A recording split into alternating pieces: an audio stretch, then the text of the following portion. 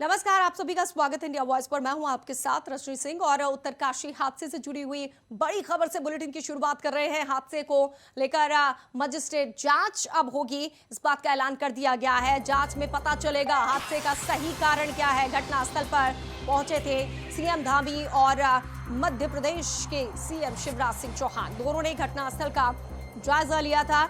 दोनों सीएम ने घटनास्थल पर मौजूद लोगों से बात भी की थी। हादसे में अब तक 26 लोगों की मौत हो चुकी है। 4 लोग गंभीर रूप से घायल हैं, जिनका इलाज चल रहा है। जब मीडिया ने खुद मुख्यमंत्री से बात की तो मुख्यमंत्री पुष्कर सिंह धामी ने मीडिया को बताया इस हादसे के बारे में, और ये आपको दिखा भी रहे हैं। दोनों ही मुख्यमंत्री, एक तो उत्तराखंड के मुख्यमंत्री पुष्कर सिंह धामी और मध्य प्रदेश के लोग हैं क्योंकि मरने वाले, तो वहां से खुद मुख्यमंत्री शिवराज सिंह चौहान आए और घटनास्थल का जायजा लिया, लोगों से बात की। ये देखिए, जहां पर हादसा हुआ है उसी जगह की तस्वीरें हम आपको दिखा रहे हैं।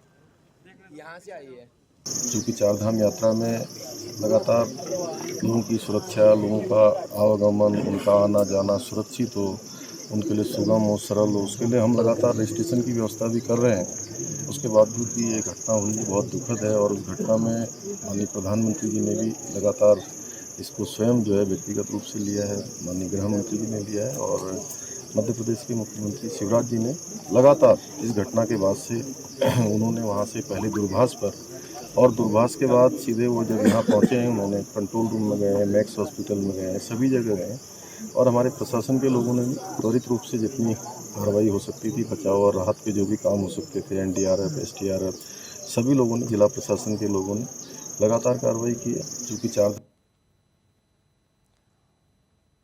तो लगातार कार्रवाई की भी जा रही है और बड़ी खबर ये मिल रही है कि हादसे की मजिस्ट्रेट जांच होगी। और इस पूरी खबर पर बात करते हैं ताजा अपडेट के साथ।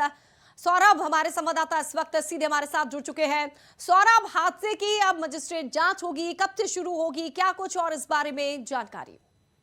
देखिए, मुख्यमंत्री पुष्कर सिंह धामी और मध्य प्रदेश के मुख्यमंत्री शिवराज सिंह चौहान ने अभी उत्तरकाशी का दौरा किया, जहां उन्होंने जो है घटनास्थल पर मुआयना करते हुए बाकायदा देखा कि आखिरकार किस तरीके से घटना हुई होगी, क्योंकि अधिकारियों के द्वारा जो फीडबैक दिया गया उसके बाद मुख्यमंत्री ने मजिस्ट्रेटी जांच के आदेश जो है दे दिए। उन्होंने ये जरूर कहा कि जो स्टीयरिंग था वो लॉक हो गया था, जिसके चलते बस गहरी खाई में गिरी। उसके बावजूद भी जो मजिस्ट्रेटी जांच कराई जा रही है कि आखिरकार वजह क्या थी, क्या कारण रहे, क्योंकि तमाम लोगों की जो अब तक मौत की सूचना मिल चुकी है। लगातार जो है इस पूरे मामले को लेकर मुख्यमंत्री से लेकर और पीएमओ तक, यानी कि प्रधानमंत्री कार्यालय तक जो है संजीदा है, और लगातार जो फीडबैक लिया जा रहा है कि आखिरकार वजह क्या रही, क्यों जो है यात्रा मार्ग पर जो इतना बड़ा हादसा हुआ, कैसे जो इस पूरे घटना को जो है दुर्घटना घटित हुई। लिहाजा जो है मुख्यमंत्री के द्वारा अधिकारियों को ये भी निर्देश दिया है कि यात्रा बेहतर हो, सुरक्षित हो, इसके लिए विशेष ध्यान दिया जाए, जिसके लिए जो है बाकायदा, चाहे वो बसों को ग्रीन कार्ड दिए जाने की बात हो या यात्रियों को आने की जो क्षमता, इन तमाम चीजों पर विशेष ध्यान दिए जाने के जो निर्देश जारी किए गए हैं, जिससे इस तरीके की अप्रिय घटना घटित ना हो। जी सौरभ, आपने कहा कि एहतियात बढ़ती जा रही है। अभी हाल ही में इतना बड़ा हादसा, 26 लोगों ने अपनी जान गंवा दी है। ऐसे में उस रास्ते की अगर बात की जाए तो फिर कैसे वाहन निकलेंगे? अब और ज्यादा सतर्कता किस तरीके से होगी? कैसे रोक सकते हैं ऐसे हादसों को? देखिए, जो यात्रा मार्ग है वो लगातार जो है उसका चौड़ीकरण का काम जरूर चल रहा है, लेकिन इसके साथ ही मैं आपको ये भी बता दूं कि यात्रा जब चलती है तो जाहिर सी बात है कि भीड़ भी बहुत ज्यादा होती है। लिहाजा इन तमाम चीजों को लेकर विशेष ध्यान देने की जरूरत भी थी, जिसको लेकर जो मुख्यमंत्री ने सख्त निर्देश जो है लोक निर्माण विभाग, परिवहन विभाग और पुलिस को जो विशेषकर जो है जारी किए हैं, जिससे यात्रा पर आने वाले वाहन जो है सीमित संख्या में हो, उनकी जो है फिटनेस जो है बेहतर हो। लिहाजा उन्हीं वाहनों को जो है पहाड़ों पर भेजा जाए, अन्यथा की स्थिति में इस तरीके की दुर्घटना भविष्य में भी घटित हो सकती है। इस तो चीज को सौरभ, बिल्कुल गंभीरता से लिया गया है। जी, क्या इस बात की भी जांच की जाएगी? क्योंकि अक्सर जब हादसे होते हैं, ऐसा पहली बार नहीं हुआ है सौरभ। उत्तराखंड के कई बड़े हादसे हम लोगों ने देखे हैं, कई लोगों ने जान गंवाई है, और हर बार ये कहा जाता है जांच होगी। क्या एक वजह ये भी रहती है, मैदानी इलाकों में ड्राइविंग अलग चीज होती है और पहाड़ी क्षेत्रों में मोड़ जिस तरीके से आते हैं वो अलग चीज होती है, ये भी एक अनुभव की कमी होती है? देखिए, बस जो है जो फिलहाल जो हादसा हुआ है उसकी अगर बात की जाए तो बस ड्राइवर भी उत्तराखंड का था, कंडक्टर भी उत्तराखंड का था, यात्री बाहर के थे। इसमें जो है कंडक्टर की जो है मौके पर ही मौत हो गई थी, जबकि जो बस का चालक है उसका उपचार जो है जौलीग्रांट अस्पताल में चल रहा है। बाकायदा जो है वहां पर उससे जो है जानकारी भी ली जा रही है। जब जो उपचार होने के बाद तमाम चीजें और भी खुलकर सामने आएंगी कि वजह क्या रही, क्योंकि जो पास देने के चक्कर में और जो दूसरा जो स्टीयरिंग लॉक होने के चक्कर में ये जो है कारण बताए जा रहे हैं कि ये हादसा हुआ, दुर्घटना घटित हुई है। हाँ, ये जरूर कहा जा सकता है जो मैदानी जनपदों के जो ड्राइवर होते हैं उनसे जो है पहाड़ों पर गाड़ी बेहतर तरीके से नहीं चलती, लिहाजा उत्तराखंड के ड्राइवर जो इस मामले में जो बेहतर होंगे, इसीलिए जो तमाम लोग जो बाहर से आने के बाद उत्तराखंड की गाड़ियों को हायर करते हैं और वही जो है उन पहाड़ों के रास्ते पे जो, क्योंकि कई जगह पे रास्ता बहुत संकरा है, वहां पर चौड़ीकरण की विशेष जो है ध्यान देने की जरूरत थी।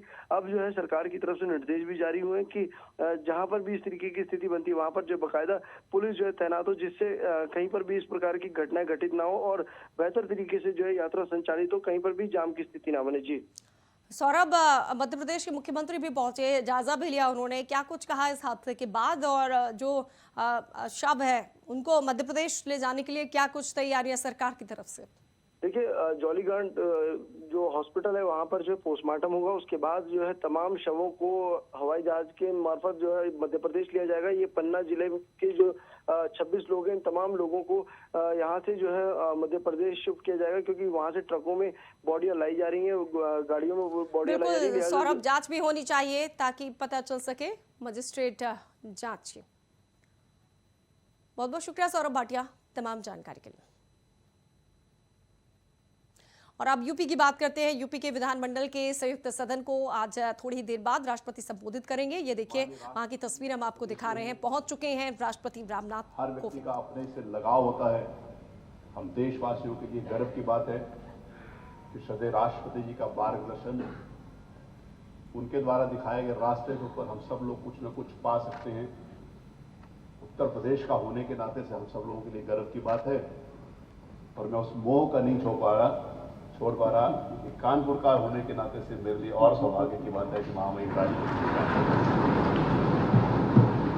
आप संसदीय लोकतंत्र की यात्रा में के माध्यम से उच्च संवैधानिक पदों पर आसीन हुए हैं। आप लगातार 2 बार राज्यसभा के सांसद, बिहार के महामहिम राज्यपाल, आपने दीर्घ संसदीय जीवन में आपको विधायिका और कार्यपालिका का गहन अनुभव है। आपने सदैव संविधान के मूल्यों को बनाए रखा, वैश्विक पटल पर भारत की छवि का प्रसार किया और वैश्विक संपर्क का विस्तार किया। सांसद, राज्यपाल एवं राष्ट्रपति के रूप में आपका यश हम सबके लिए प्रेरणा है। उत्तर प्रदेश विधानमंडल देश का सबसे बड़ी विधानमंडल है, जिसमें विधानसभा के 403 एवं विधान परिषद के 100 माननीय सदस्य हैं।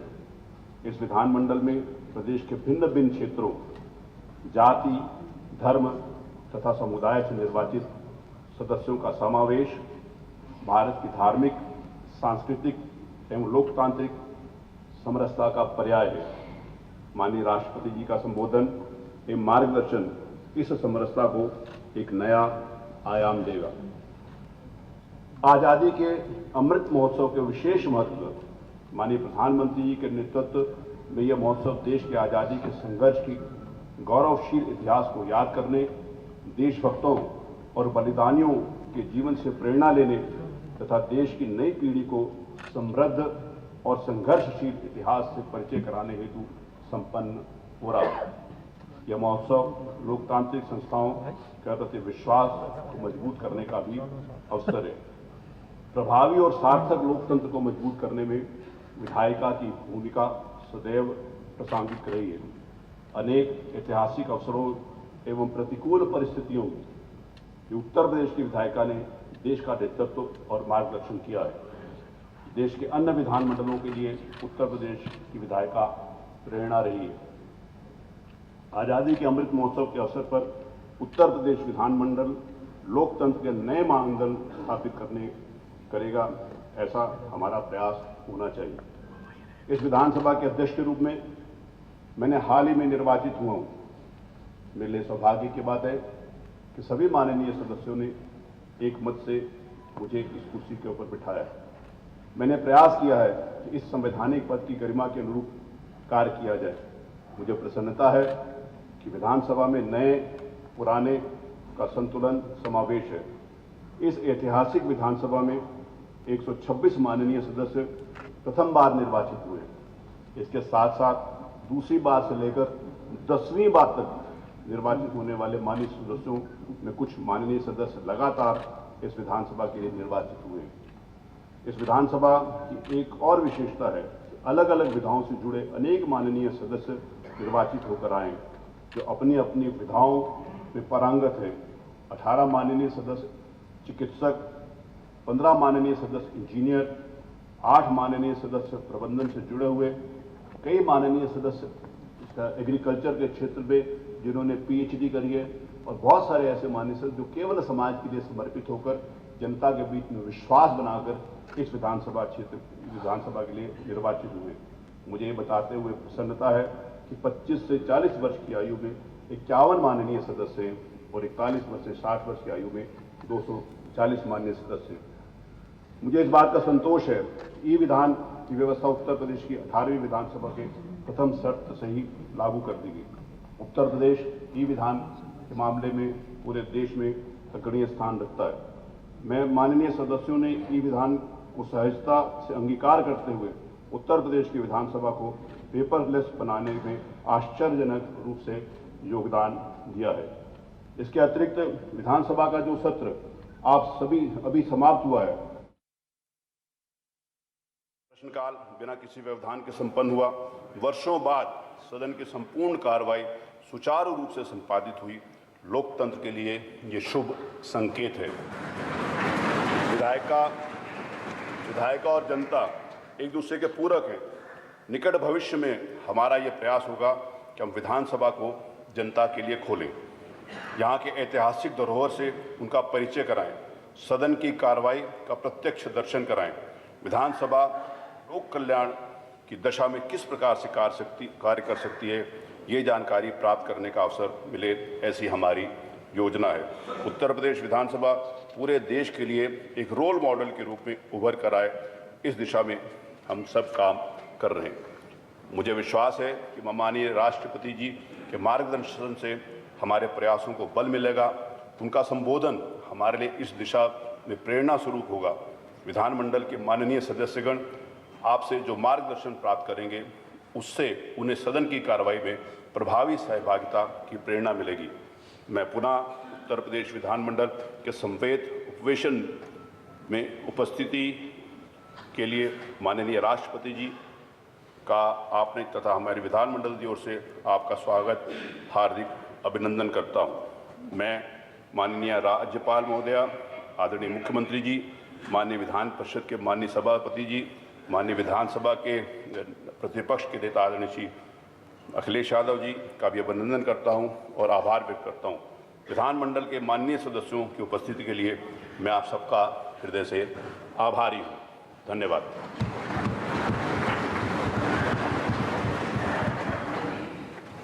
मैं माननीय मुख्यमंत्री से निवेदन करूंगा कि माननीय राष्ट्रपति जी का स्वागत करें।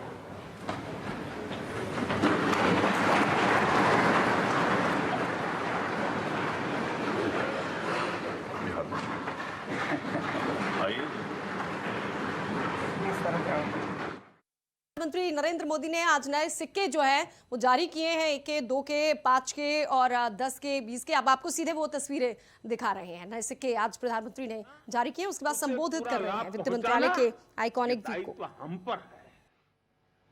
अलग अलग मंत्रालयों के अलग अलग वेबसाइटों के चक्कर, उसे लगाने से बेहतर कि वो भारत सरकार के एक पोर्टल तक पहुंचे और उसकी समस्या का समाधान हो। आज जन समर्थ पोर्टल लॉन्च किया गया है, वो इसी लक्ष्य के साथ बनाया गया है।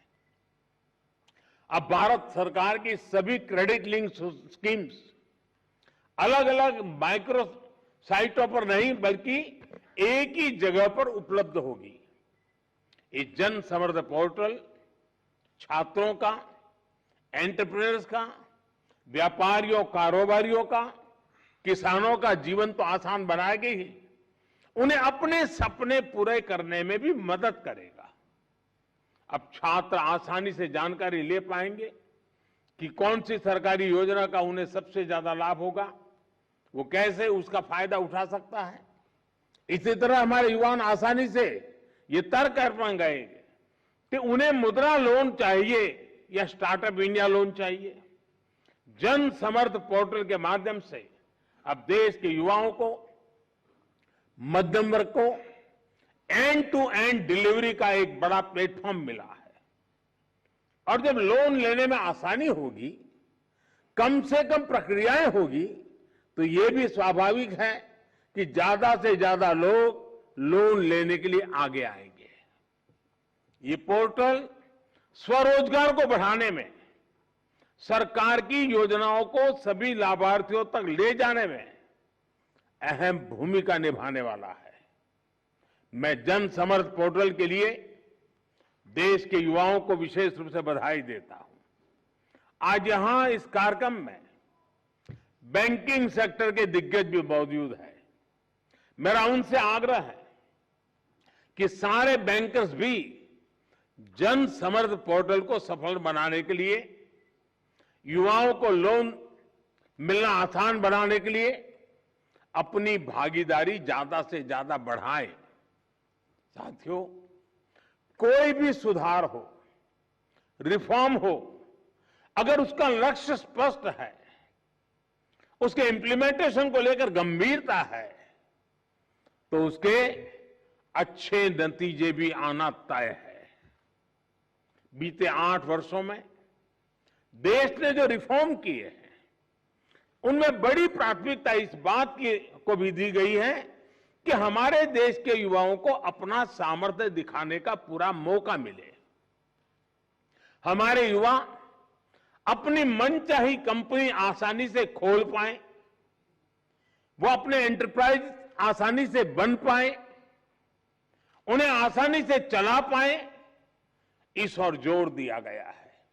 इसलिए 30,000 से ज्यादा कंप्लायंसेस को कम करके 1,500 से ज्यादा कानूनों को समाप्त करके कंपनीज एक्ट के अनेक प्रावधानों को डीक्रिमिनलाइज करके हमने सुनिश्चित किया है कि भारत की कंपनियां न सिर्फ आगे बढ़े बल्कि नई ऊंचाई को प्राप्त करें।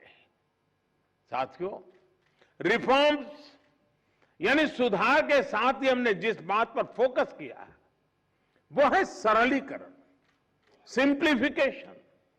केंद्र और राज्य के अनेक टैक्सों के जाल की जगह अब जीएसटी ने ले ली है और इस सिंप्लीफिकेशन का नतीजा भी देश देख रहा है। अब हर महीने जीएसटी कलेक्शन 1 लाख करोड़ से रुपए के पार जाना सामान्य बात हो गई है। ईपीएफओ रजिस्ट्रेशन की संख्या में भी हम लगातार बढ़ोतरी देख रहे हैं। सुधार, सरलीकरण से आगे बढ़कर अब हम सुगम व्यवस्था का निर्माण कर रहे हैं। जेम पोर्टल की वजह से एंटरप्रेन्योर्स और एंटरप्राइज के लिए सरकार के अपना प्रोडक्ट बेचना बहुत आसान हो गया है।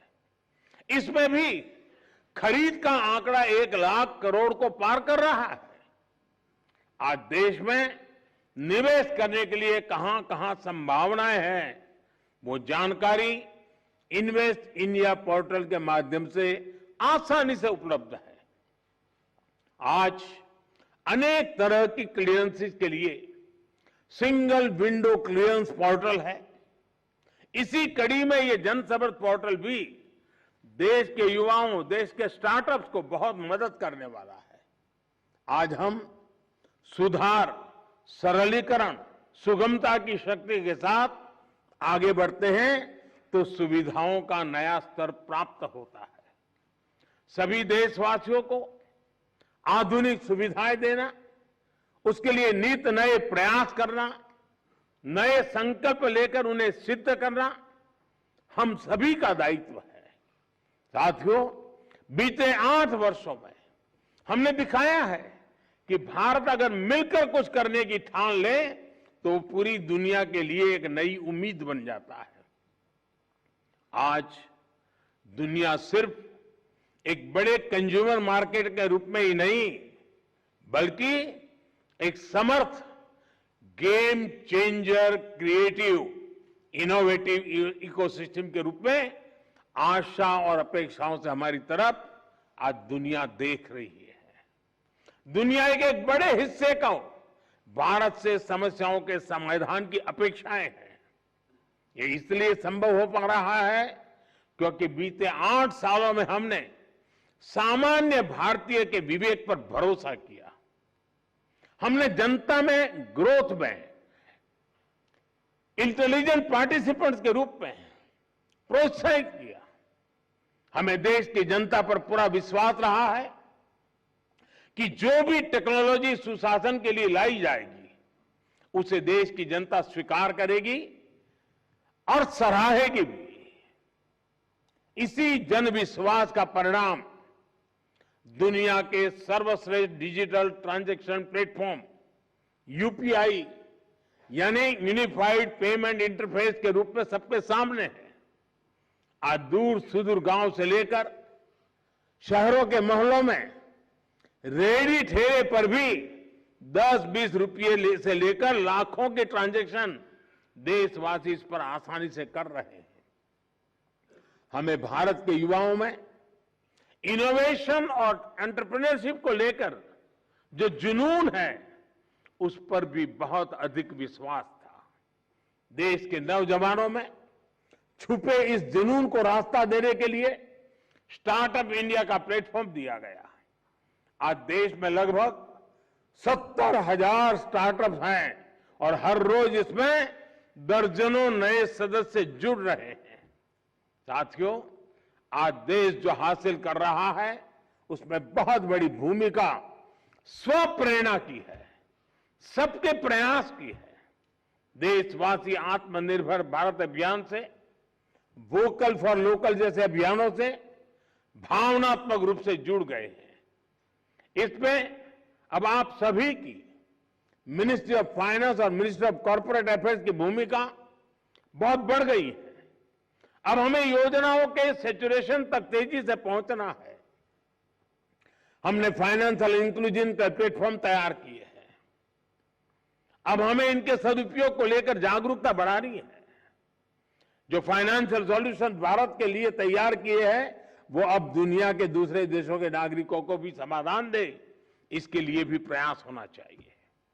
हमारे बैंक, हमारी करेंसी, इंटरनेशनल सप्लाई चेन का, इंटरनेशनल ट्रेड का व्यापक हिस्सा कैसे बने, इस पर भी फोकस जरूरी है।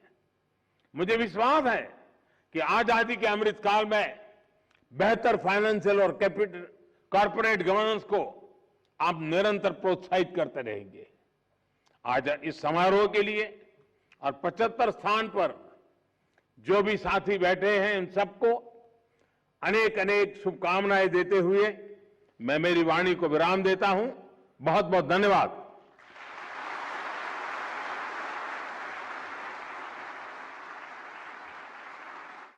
आजादी के अमृत महोत्सव के माध्यम से उन सभी लोगों को आजादी के सही मायने बताना बहुत जरूरी है। आजादी के अमृत महोत्सव में उन वीर सपूतों को याद करना है जिन्होंने अपना सर्वस्व देश पर न्यौछावर कर दिया था। आज भारत एक अखंड है और बहुत तीव्र गति से हर क्षेत्र में आगे बढ़ रहा है। आज़ादी के बाद भारत को अनेक चुनौतियों का सामना करना पड़ा, लेकिन भारत इन सब चुनौतियों से बाहर निकलते हुए आत्मनिर्भर भारत बनने की ओर तीव्र गति से अग्रसर है।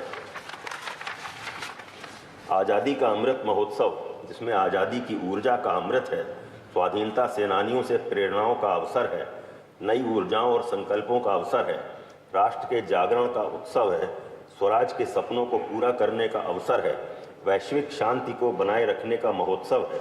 हम सबको गर्व करने के लिए अथाह भंडार है। यह अवसर अमृत के रूप में वर्तमान पीढ़ी को प्राप्त होगा, एक ऐसा अमृत जो देश के लिए कुछ करने के लिए प्रेरित करेगा। आज़ादी के 75 वर्ष से 100 वर्ष तक की हमारी जो यात्रा होगी, आत्मनिर्भर भारत के साथ, नए भारत के साथ विश्व गुरु भारत बनने का सपना इन्हीं 25 वर्षों में युवा पीढ़ी के हाथों से हम पूरा करेंगे। मान्यवर, आपके कुशल नेतृत्व में भारत नित नए नए प्रतिमान स्थापित कर रहा है। आज इस पावन अवसर पर हम सभी संकल्प लेते हैं कि भारत को उसी दिशा में महाशक्ति बनाने का मार्ग प्रशस्त करेंगे। सबका साथ, सबका विकास के साथ सबका विश्वास अर्जित करेंगे। भारत जल्द ही सुख समृद्धि से संपन्न होगा। और अपने स्वर्णिम इतिहास को दोहराएगा। जय हिंद, जय भारत। धन्यवाद सभापति महोदय। अब मैं माननीय मुख्यमंत्री जी से विनम्रतापूर्वक निवेदन करूंगा कि हम सबको मार्गदर्शन दें।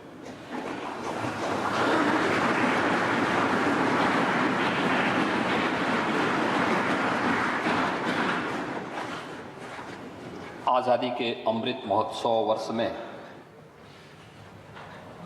उत्तर प्रदेश विधानमंडल के संवेद सदन को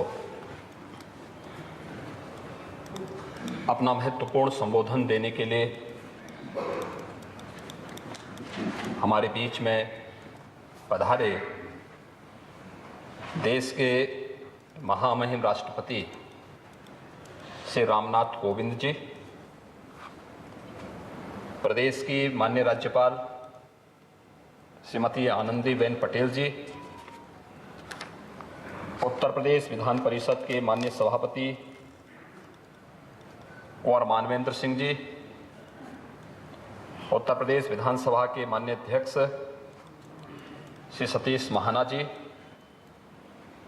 विधानसभा में नेता प्रतिपक्ष माननीय श्री अखिलेश यादव जी, उत्तर प्रदेश विधानमंडल के सभी माननीय सदस्यगण, मैं उत्तर प्रदेश विधानमंडल के संवेद सदन को संबोधित करने के लिए यहाँ पर पधारे कुंवर मानवेंद्र सिंह जी, उत्तर प्रदेश विधानसभा के माननीय अध्यक्ष श्री सतीश महाना जी, विधानसभा में नेता प्रतिपक्ष माननीय श्री अखिलेश यादव जी,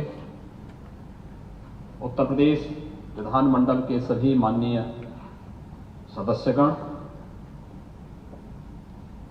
मैं उत्तर प्रदेश विधानमंडल के संवेद सदन को संबोधित करने के लिए यहाँ पर पधारे देश के महामहिम राष्ट्रपति जी का संवेद सदन की ओर से और उत्तर प्रदेश की जनता की ओर से हृदय से स्वागत करता हूं, अभिनंदन करता हूं।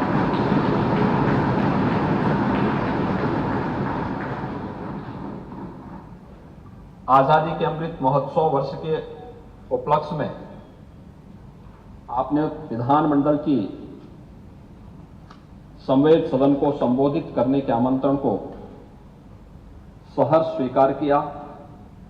इसके लिए आपके प्रति आभार भी व्यक्त करता हूं।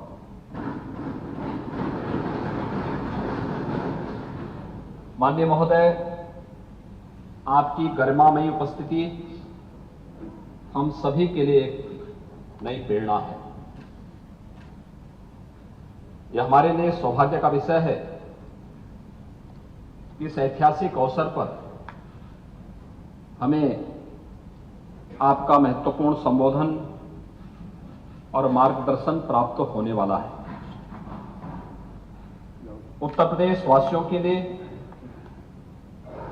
यह गौरव का विषय है कि महामहिम राष्ट्रपति जी उत्तर प्रदेश के जनपद कानपुर देहात के परोग गांव में जन्मे। एक साधारण परिवार में जन्म लेना, स्कूली शिक्षा और उच्च शिक्षा कानपुर नगर में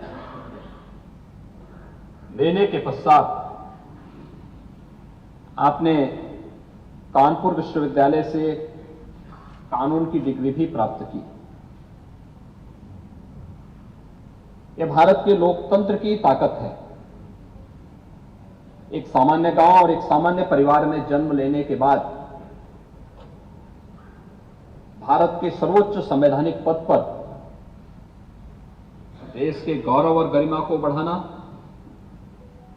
ये पूरे देश और पूरे उत्तर प्रदेश के लिए गौरव की बात है। वर्ष 1977 से 1979 तक आप दिल्ली उच्च न्यायालय में भारत सरकार के अधिवक्ता रहे। वर्ष 1969 में उच्चतम न्यायालय में एडवोकेट ऑन रिकॉर्ड बने।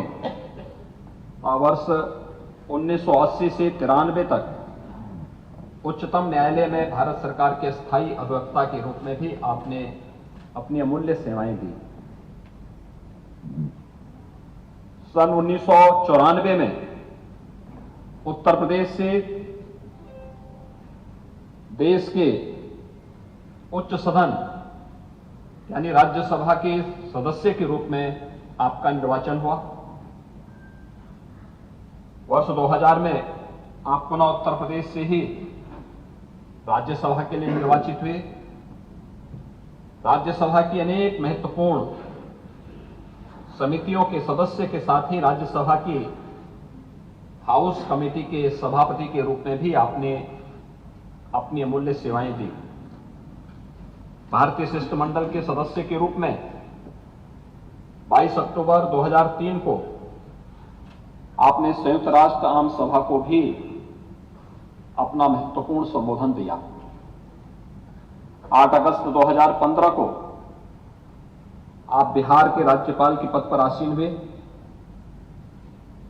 कुलाधिपति के रूप में आपने राज्य विश्वविद्यालयों के कामकाज के अनेक सुधार लागू किए तथा आधुनिक प्रौद्योगिकी का प्रयोग भी प्रारंभ किया। राज्यपाल के रूप में आपकी स्वच्छ छवि, कार्यकुशलता और उल्लेखनीय उपलब्धियों ने राष्ट्रपति पद के लिए प्रबल और सर्वोत्तम विकल्प के रूप में आपको प्रस्तुत किया और आप 2017 में देश के 14वें राष्ट्रपति के रूप में निर्वाचित हुए।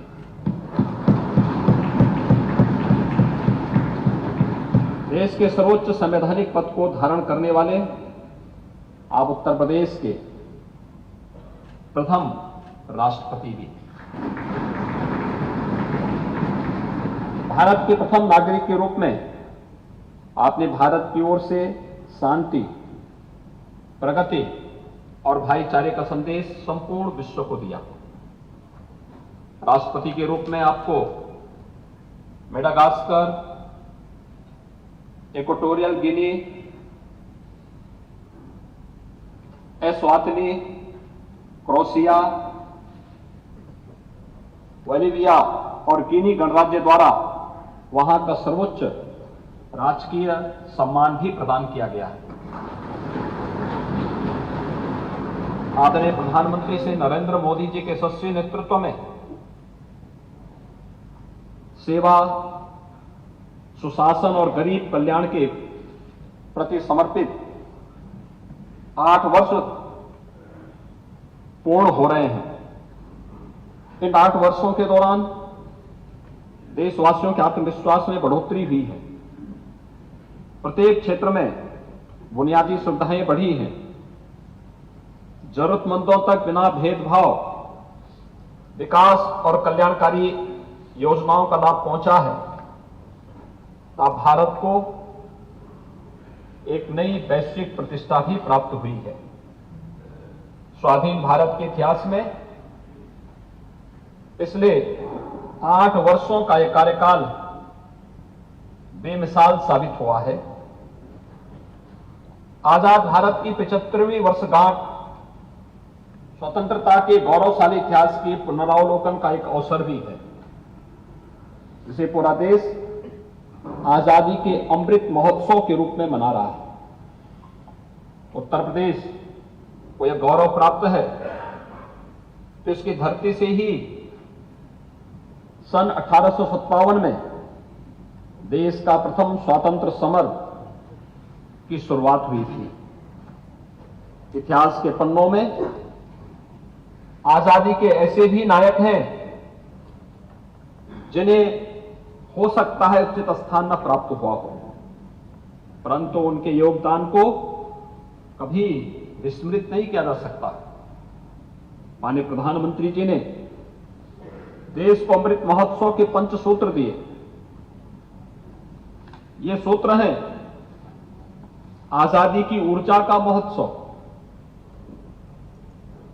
यानी अमृत महोत्सव का मतलब आजादी की ऊर्जा का महोत्सव, स्वाधीनता सेनानियों से प्रेरणा का महोत्सव, नए विचारों का महोत्सव, नए संकल्पों का महोत्सव, आत्मनिर्भरता को प्राप्त करने का महोत्सव। ये 5 सूत्र आजादी की लड़ाई के साथ साथ आजाद भारत के सपनों और कर्तव्यों को देश के सामने रखकर आगे बढ़ने की प्रेरणा देंगे। आजादी का अमृत महोत्सव हमें आत्मावलोकन का अवसर दे रहा है। 2047 का भारत कैसा होगा, इसके लिए माननीय प्रधानमंत्री जी ने आगामी 25 वर्ष के कालखंड को अमृत काल निर्धारित करते हुए नवीन संकल्प के साथ नए लक्ष्यों को प्राप्त करने के लिए पूरे देश के नागरिकों को परिश्रम करने के लिए आह्वान किया है। इस अवसर पर याद करना आवश्यक होगा कि आजादी के इस आंदोलन की सबसे महत्वपूर्ण मांग अपने देश के लिए अपने कानून की थी। देश हमारा, लेकिन शासन अंग्रेजों का, इसलिए कानून भी उन्हीं का था। लंबे संघर्ष के बाद हमें अपना कानून बनाने का अधिकार मिलने की शुरुआत हुई। यद्यपि हमें कानून बनाने का पूरा अधिकार नहीं मिला था, केवल शुरुआत हुई थी। इसके दृष्टिगत राज्य स्तर पर विधानमंडल की स्थापना का मार्ग प्रशस्त हुआ और 5 जनवरी 1887 को विधान परिषद का गठन किया गया। उस समय उत्तर प्रदेश का उत्तर पश्चिमी प्रांत और अवध प्रांत के नाम से उत्तर प्रदेश को जाना जाता था। स्थापना के समय विधान परिषद का कोई निश्चित स्थान नहीं था। परिषद की प्रथम बैठक प्रयागराज में, एक बरेली में और एक मालवी सभागार जो तत्कालीन बैनेट हॉल लखनऊ विश्वविद्यालय में भी हुई थी। विधान परिषद की बैठकें प्रयागराज या लखनऊ के राजभवन में होती रही। कालांतर में लखनऊ में परिषद भवन निर्मित किया गया। यह भवन अब हमारा विधान भवन कहलाता है। वर्ष 1928 में यह भवन विधान परिषद का स्थायी स्थान बन गया। गवर्नमेंट ऑफ इंडिया एक्ट 1935 के अनुसार विधानमंडल द्विसदनीय हो गया। अब विधान परिषद का मंडप विधानसभा को दे दिया गया। वर्ष 1937 में अपने गठन के पश्चात विधान परिषद की प्रथम बैठक भी तत्कालीन विधान परिषद के एक समिति कक्ष में हुई थी। तत्समय ही विधान परिषद के लिए एक अलग मंडप का निर्माण भी प्रारंभ किया गया, जो सन 1937 में तैयार हो गया। महामना पंडित मदन मोहन मालवीय जी, पंडित गोविंद बल्लभ पंत जी, डॉक्टर ईश्वरी प्रसाद जी, पंडित मोतीलाल नेहरू जी, श्रीमती महादेवी वर्मा जी, डॉक्टर संपूर्णानंद जी, राष्ट्रीय पुरुषोत्तम दास टंडन जी, गणेश शंकर विद्यार्थी जी, आचार्य नरेंद्र देव जी जैसी विभूतियां उत्तर प्रदेश विधानमंडल के मान्य सदस्य रही हैं। देश के प्रधानमंत्री को शोभित करने वाले श्री लाल बहादुर शास्त्री जी, चौधरी चरण सिंह जी, श्री विश्वनाथ प्रताप सिंह जी भी इसी विधानमंडल के माननीय सदस्य रहे हैं। भारत के साथ शायद ही किसी राज्य के विधानमंडल में देश को 3-3 प्रधानमंत्री दिए हों। जनवरी 2013 में उत्तर प्रदेश विधानमंडल का उत्तर सती रजत जयंती समारोह आयोजित किया गया था। इस अवसर पर 8 जनवरी 2013 को तत्कालीन महामहिम राष्ट्रपति श्री प्रणब मुखर्जी जी ने विधानमंडल के पूर्व और वर्तमान मान्य सदस्यों को संबोधित किया था।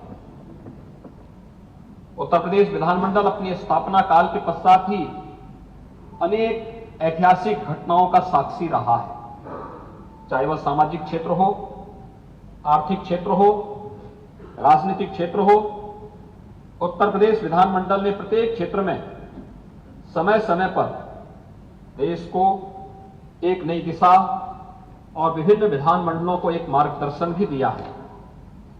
जनता के कल्याण और प्रदेश की प्रगति की दिशा में नए मापदंड और आयाम भी स्थापित किए हैं।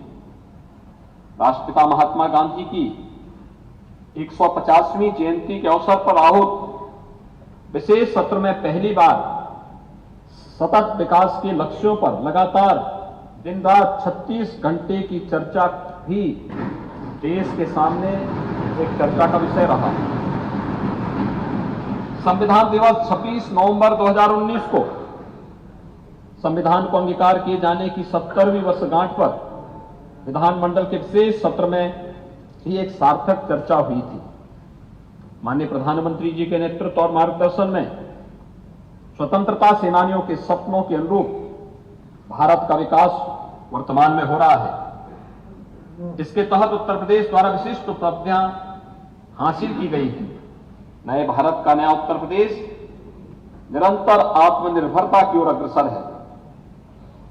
प्रदेश सरकार राज्य के समग्र विकास तथा गांव, गरीब, किसान, नौजवान, महिलाएं सहित समाज के प्रत्येक वर्ग के कल्याण के लिए पूरी प्रतिबद्धता के साथ कार्य कर रही है।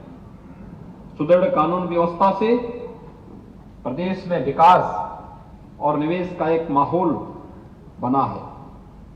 ईज ऑफ लिविंग का लक्ष्य प्राप्त किया जाना विभिन्न योजनाओं और कार्यक्रमों का केंद्र बिंदु है। राज्य सरकार के प्रभावी प्रयासों के परिणाम स्वरूप उत्तर प्रदेश आज केंद्र सरकार की 4 दर्जन विकास और जन कल्याणकारी योजनाओं में देश में प्रथम स्थान पर है।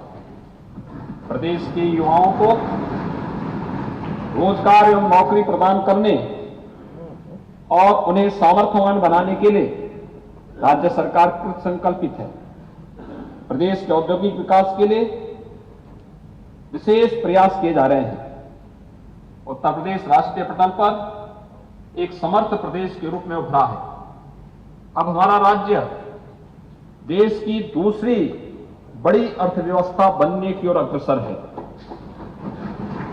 वैश्विक महामारी कोविड-19 के दौरान जीवन और जीविका दोनों को बचाते हुए उत्तर प्रदेश में कोरोना का प्रभावी प्रबंधन भी किया गया। उत्तर प्रदेश के 18वीं विधानसभा में कई विशिष्ट रूप से मान्य सदस्य निर्वाचित हैं। अभी हाल ही में महामहिम राज्यपाल जी के भाषण एवं वर्ष 2022-23 के प्रदेश सरकार के बजट पर विधानमंडल के मान्य सदस्यों ने संसदीय परिपक्वता का परिचय देते हुए एक सारगर्भित चर्चा को आगे बढ़ाया। मुझे विश्वास है कि महामहिम राष्ट्रपति जी के संबोधन से मान्य सदस्यगण लाभान्वित एवं प्रेरित होंगे। महामहिम राष्ट्रपति जी का मार्गदर्शन और आशीर्वचन मान्य सदस्यों के संसदीय और विधायी जीवन की सफलता में एक मार्गदर्शक सिद्ध होगा। मैं आजादी की 75वीं वर्षगांठ एवं आजादी के अमृत महोत्सव वर्ष के उपलक्ष्य में उत्तर प्रदेश विधानमंडल के संवेद सदन में पधारने हेतु भारत के महामहिम राष्ट्रपति जी का पुनः हार्दिक अभिनंदन करते हुए उनके प्रति हृदय से आभार व्यक्त करता हूं।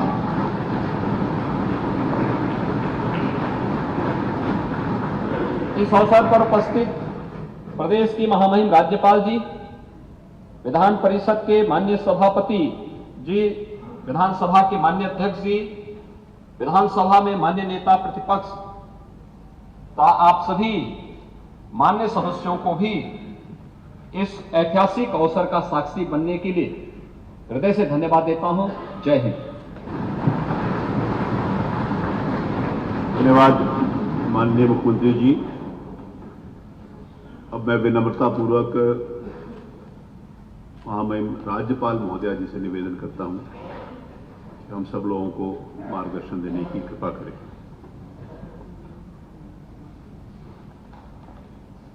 देश के माननीय राष्ट्रपति श्री रामनाथ कोविंद जी, उत्तर प्रदेश विधान परिषद के माननीय सभापति कुंवर मानवेंद्र सिंह जी, उत्तर प्रदेश विधानसभा के माननीय अध्यक्ष श्री सतीश महाना जी, उत्तर प्रदेश के माननीय मुख्यमंत्री योगी आदित्यनाथ जी, माननीय नेता प्रतिपक्ष श्री अखिलेश यादव जी, दोनों सदनों के माननीय सदस्यगण, इस ऐतिहासिक अवसर पर मैं महामहिम राष्ट्रपति जी का स्वागत एवं अभिनंदन करती हूँ। उत्तर प्रदेश विधानमंडल के माननीय सदस्यों के लिए आज गौरव का क्षण है। महामहिम राष्ट्रपति की गरिमामयी उपस्थिति एवं उनका संबोधन माननीय सदस्यों के लिए प्रेरक और मार्गदर्शक है। इस पुनीत अवसर पर देश के स्वाधीनता संग्राम में अपने आप को आहूत करने वाले तथा देश के नेतृत्व देने वाली सभी महान विभूतियों के चरणों में आदरपूर्वक नमन करती हूँ, उन्हें कोटि कोटि वंदन करती हूँ। मैं उन सभी वीर जवानों को भी नमन करती हूँ जिन्होंने आजादी के बाद भी राष्ट्र रक्षा की परंपरा। यूपी के दोनों सदनों को राष्ट्रपति संबोधित करेंगे थोड़ी देर बाद। बहरहाल अब लौटते हैं उत्तराखंड की खबरों की तरफ। देवभूमि समाचार में बात करते हैं उस हादसे की जिसमें कई लोगों की जान चली गई। मुख्यमंत्री पुष्कर सिंह धामी और मध्य प्रदेश के मुख्यमंत्री शिवराज सिंह चौहान ने घटनास्थल पर पहुंचकर वहां मौजूद लोगों से बातचीत भी की है। सीएम धामी ने कहा कि दुर्घटना की मजिस्ट्रेट जांच कराई जा रही है जिससे घटना की वास्तविकता का पता चल सके और आखिर किन कारणों से ये हादसा हुआ है। साथ ही उन्होंने कहा है कि इस दुर्घटना पर प्रधानमंत्री नरेंद्र मोदी, गृह मंत्री अमित शाह समेत राज्य की सरकार और मध्य प्रदेश सरकार नजर बनाए हुए है।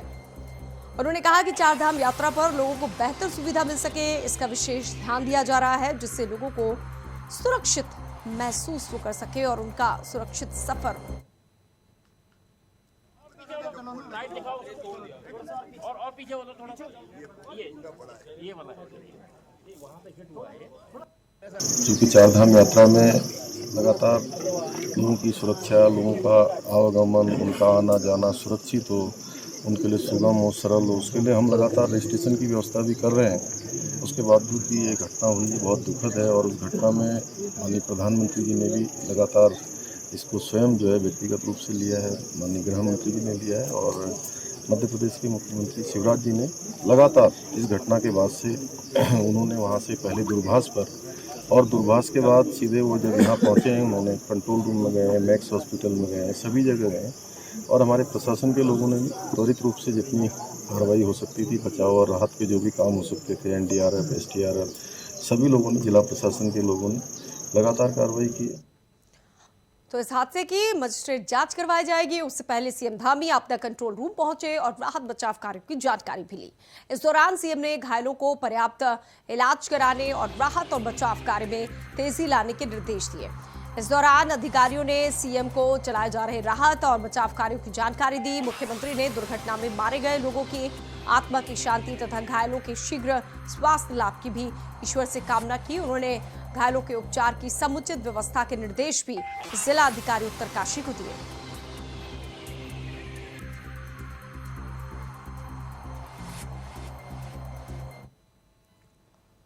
यमुनोत्री के मार्ग डामटा के पास बस दुर्घटना के बाद उत्तराखंड के मुख्यमंत्री पुष्कर सिंह धामी और मध्य प्रदेश के मुख्यमंत्री शिवराज सिंह चौहान घटनास्थल पर पहुंचे। मध्य प्रदेश के मुख्यमंत्री शिवराज सिंह चौहान ने बताया कि केंद्र सरकार और उत्तराखंड सरकार के सहयोग से सभी शवों का रेस्क्यू किया गया है, जिन्हें मौके से 2 वाहनों के जरिए जॉलीग्रांट अस्पताल लाया जा रहा है, जो कि आज ही सभी शवों को वायु सेना के विमान से मध्य प्रदेश के लिए भेजा जाएगा। इस मौके पर मध्य प्रदेश के सीएम ने मृतकों के परिजनों को 5-5 लाख रुपए मुआवजे का ऐलान किया है। उन्होंने बताया कि मध्य प्रदेश के अधिकारी मृत परिजनों के संपर्क में हैं और शिवराज सिंह चौहान ने तेजी से रेस्क्यू ऑपरेशन करने और पूरा घटना का नजर बनाए रखने के लिए सीएम धामी को धन्यवाद दिया। वहीं मुख्यमंत्री पुष्कर सिंह धामी ने कहा कि सभी शवों का रेस्क्यू कर लिया गया है। अधिकारी लगातार पूरे हादसे पर नजर बनाए हुए हैं। सभी पार्थिव शरीर देहरादून लाए जा रहे हैं। वहाँ से रवाना हो गए घटनास्थल से। लगभग 10 बजे के आसपास तक यहाँ देहरादून पहुँच जाएंगे। इसके बाद एम्बॉर्मिंग होगी। मुख्यमंत्री जी ने निर्देश दिए है कि ज़्यादा टीमें लगा के जल्दी एम्बॉर्मिंग हो जाए। मैंने आज रक्षा मंत्री श्रीमान राजनाथ सिंह जी से चर्चा की और उनसे ये प्रार्थना की कि मध्य प्रदेश यहाँ से काफ़ी दूर है पन्ना जिला, इसलिए एयरफोर्स का अगर विमान हमको मिल जाएगा तो हम पार्थिव शरीर तीर्थयात्रियों के समय पर जल्दी घर पहुंचा सकेंगे। जो सवारी वहाँ से यमुनोत्री के लिए जा रही थी और डामटा के पास दुर्घटनाग्रस्त हो गया, तो उसके बाद तत्काल सबसे पहले मध्य प्रदेश के मुख्यमंत्री आदरणीय शिवराज जी का फ़ोन आया और फ़ोन आने के बाद हम लोगों ने लगातार यहाँ पर बचाव और जो भी राहत के काम हो सकते थे उसको जिलाधिकारी और एसपी को दोनों को वहाँ पर भेजा। पूरे स्वास्थ्य विभाग की टीम भी वहाँ भेजी गई। माननीय गृह मंत्री अमित शाह जी ने भी NDRF की टीम यहाँ पर भेजी है। सभी निकाल लिए गए हैं वहाँ से। उन सभी को देहरादून के लिए रवाना कर दिया है। जॉली ग्रांट में जो भी प्रोसेस है उस प्रोसेस को करने के बाद यमुनोत्री नेशनल हाईवे पर डामटा रिखाव खंड के पास दर्दनाक हादसा हुआ है। अनियंत्रित होकर एक बस खाई में जा गिरी। बताया जा रहा है कि बस में 30 लोग सवार थे। अभी तक 26 शव बरामद किए गए हैं और 4 यात्री घायल हैं। सूचना मिलते ही पुलिस और SDRF की टीम मौके पर पहुंची। दुर्घटनाग्रस्त हुई बस में सवार लोग मध्य प्रदेश के होने के कारण मध्य प्रदेश के मुख्यमंत्री शिवराज सिंह चौहान ने मुख्यमंत्री पुष्कर सिंह धामी से टेलीफोन पर बात की और हादसे की जानकारी ली। सीएम धामी ने चलाए जा रहे राहत और बचाव कार्यों की जानकारी मध्य प्रदेश के सीएम को दी।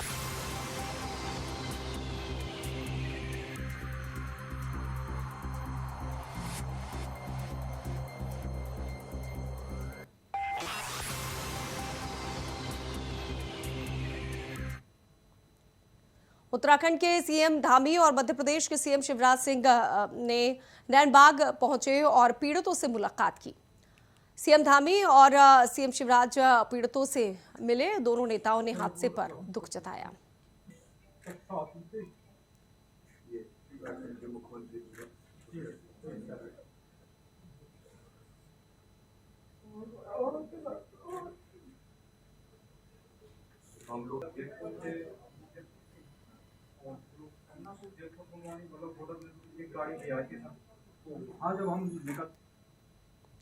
प्रदेश के मुख्यमंत्री पुष्कर सिंह धामी और मध्य प्रदेश के सीएम शिवराज सिंह चौहान ने बस दुर्घटना में मारे गए राम जी बाके बिहारी के रिश्तेदार कृष्ण बिहारी द्विवेदी से बातचीत की। इस दौरान दोनों नेताओं ने मारे गए लोगों के प्रति संवेदना व्यक्त करते हुए रिश्तेदारों को ढांढस बंधाया। हादसे में मारे गए रिश्तेदारों से बातचीत की।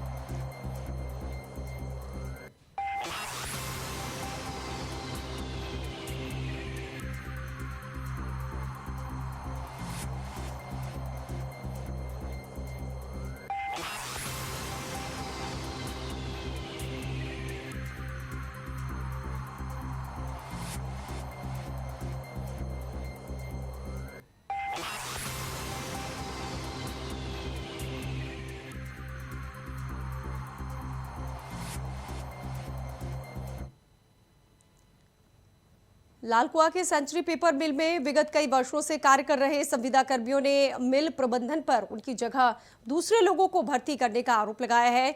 संविदा कर्मचारियों ने फैक्ट्री प्रबंधन पर आरोप लगाते हुए कहा है कि वो कई सालों से काम कर रहे हैं और अब फैक्ट्री प्रबंधन उन्हें निकालने की साजिश रच रहा है। कर्मचारियों ने कहा है कि संविदा कर्मचारियों के साथ भेदभाव किया जा रहा है और कई वजहों को बताकर उनको भर्ती परीक्षा में बैठने नहीं दिया जा रहा है। संविदा कर्मचारियों ने जनप्रतिनिधियों की भूमिका पर सवाल खड़े करते हुए कहा कि लालकुआ विधायकों को ज्ञापन सौंपते हुए पूरे मामले की जानकारी दी गई थी।